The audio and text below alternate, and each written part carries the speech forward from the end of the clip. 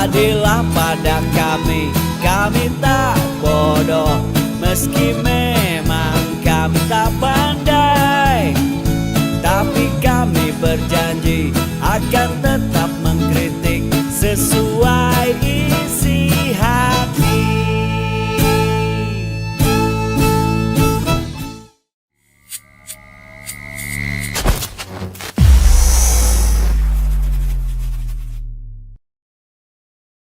Bismillahirrahmanirrahim. Assalamualaikum warahmatullahi wabarakatuh. Semangat perubahan, salam kedaulatan rakyat.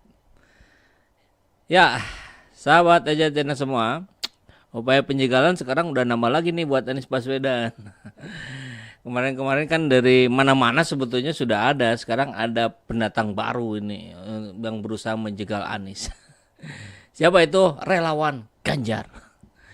Kalau ini spesifik relawan Ganjar ya, kalau buzzernya kan sudah dari jauh-jauh hari.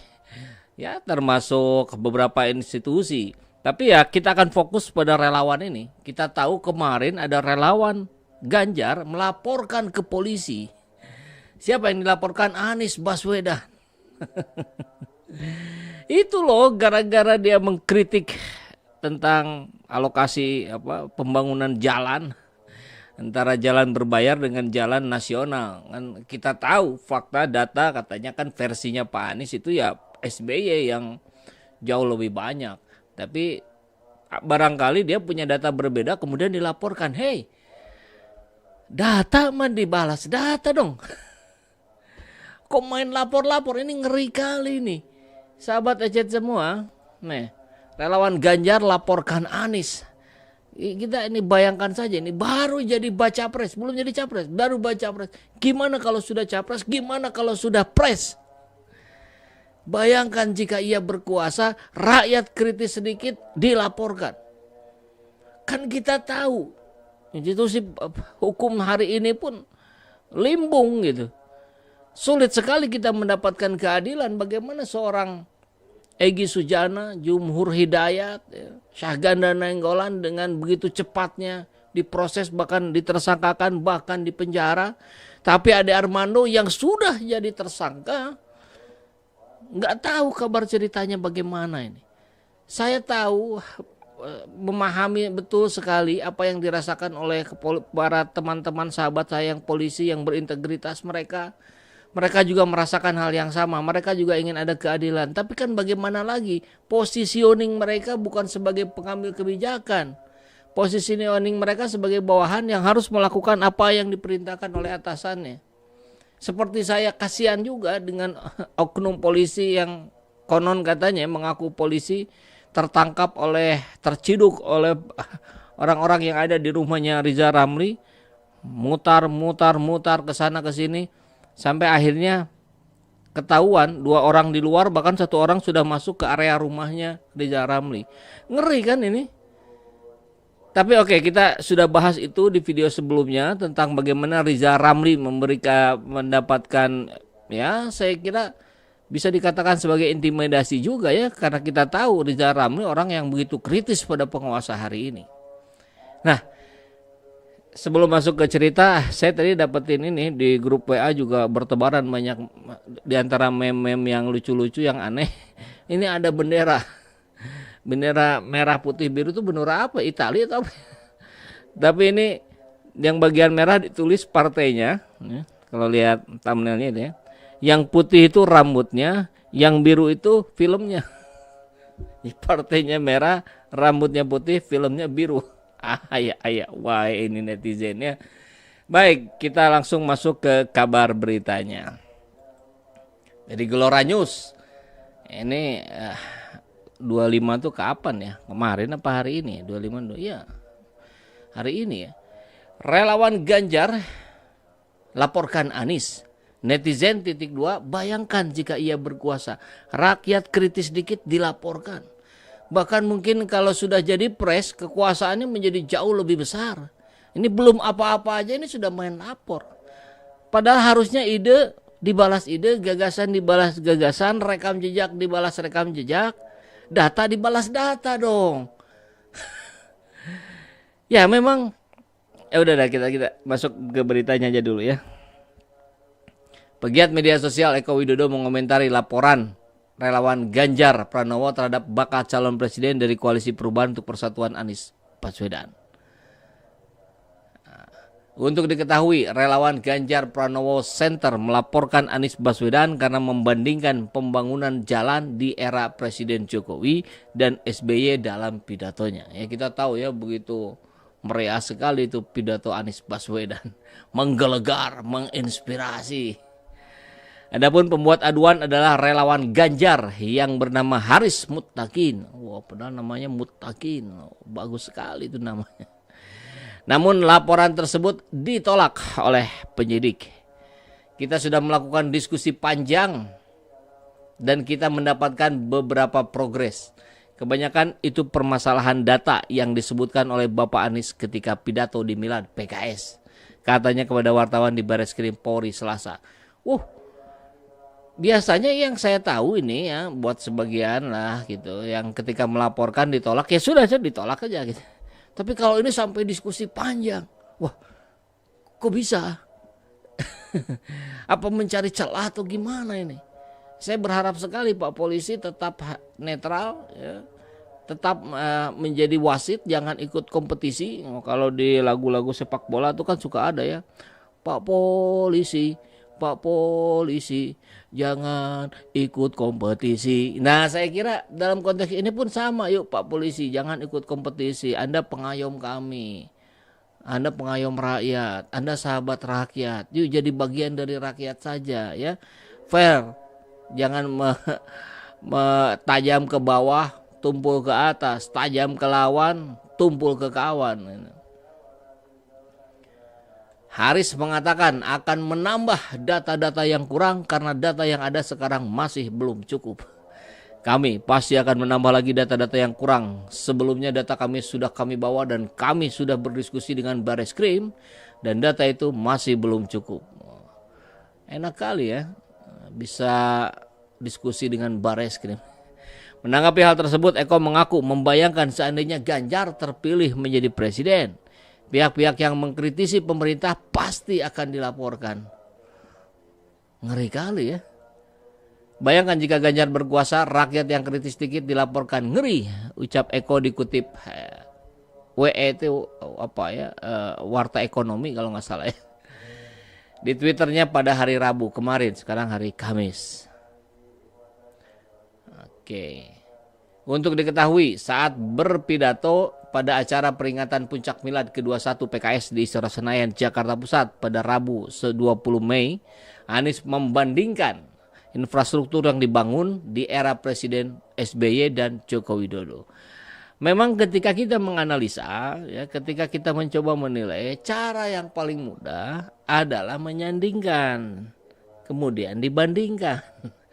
Ini yang harus terus kita pahamkan karena kita ingin pemilih yang terpilih nanti adalah yang sudah dipilih oleh rakyat secara rasional, bukan secara emosional. Begitu ya. Anies menyoroti pembangunan jalan tak berbayar oleh Presiden Jokowi sepanjang 19.000 km, sementara jalan berbayar atau jalan tol sepanjang 1.569 km. Itu jauh di bawah eranya Pak SBY yang berhasil membangun 144.000 atau 7,5 kali lipat dibanding era Jokowi. Jadi kalau Anda punya data lain, ya tinggal sampaikan.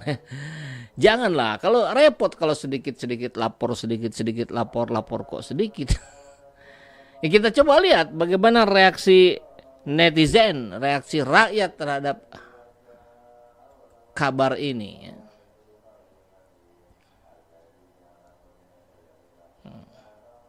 Jauhkan negara dari bokep fans club. Oh, ini maksudnya apa ya? Aduh. Mirip sama yang sekarang. Muka pelongo desa tapi bengisnya melebihi Kim Jong Un. Waduh. Saya nggak ngerti ini maksudnya ke siapa ya? Kalau sahabat ada yang tahu boleh sampaikan di kolom komentar ya. Ini orang awam. Relawan Nora yang harus lebih banyak belajar demokrasi. Benar sekali, katanya kita naik demokrasi gitu ya. Tapi kok cara-caranya banyak yang jauh dari cara-cara yang berdemokrasi. Bahkan yang lucu partai politik. Mudah-mudahan nanti diperbaiki lah ya. Partai politik itu ketumnya luar biasa, menjadi raja di partainya, apapun gimana ketum. Di sebelah mana demokrasinya? Ya kita benahi lah ya satu persatu. Inilah gambaran relawan Ganjar, capres petugas partai. Kerjanya cuma lapor doang. Beda dengan relawan Anies, capres petugas rakyat yang menawarkan ide dan gagasan untuk perubahan yang lebih baik. Silakan rakyat yang menilai.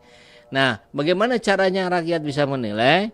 Ya tadi, memang harus disandingkan dulu, baru bandingkan. Nah, jadi fair, apple to apple gitu ya. Rekam jejaknya bagaimana, akhlaknya bagaimana, kepribadiannya bagaimana. Dibandingkan saja gitu. Mungkin bisa langsung ditangkap kalau sudah berkuasa. Ini nauzubillah min dzalik ya, tapi mungkin saja kalau memang indikasinya mengarah ke sana gitu. Kebiasaan masa kecil mengadu pada orang tua, rupanya terbawa sampai dewasa. Ya wah ini. Makanya aku nggak mungkin dukung kubu yang ini ya. Itulah kalau relawan yang penting skill, ijazah ndak penting. Londo ireng lapor polisi. Begitulah manusia kalau sudah merasa kuat, sifat sombong dan jumawanya akan nampak. Ya, bisa jadi begitu. Padahal sahabat EJC dan semua sebetulnya kan mana sih yang paling layak dilaporkan kalau mau main lapor-laporan ya.